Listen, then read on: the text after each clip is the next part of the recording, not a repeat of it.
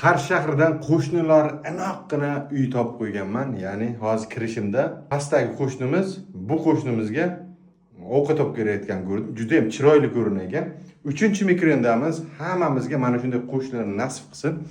3-mikronni sotiladigan 3 xonali uyimiz bor. Yangi domlardan 5 qavatli domni 2-qavatida joylashgan.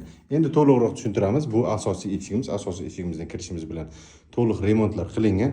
Oshxonamiz, 1-xonamiz, 2-xonamiz, 3-xonamiz va sanuzillarimiz joylashgan. Kirishimiz bilan o'ng tarafda oshxonamiz. Oshxonamizda hamma narsasi yangi holatda turibdi.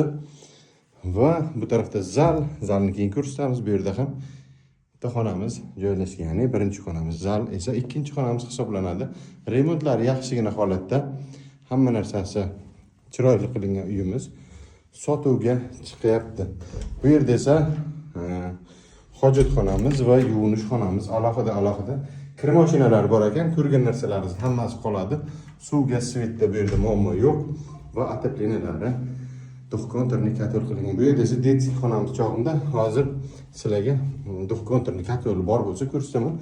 Narxini duxkontrni kotoli mana shu yerda bor ekan.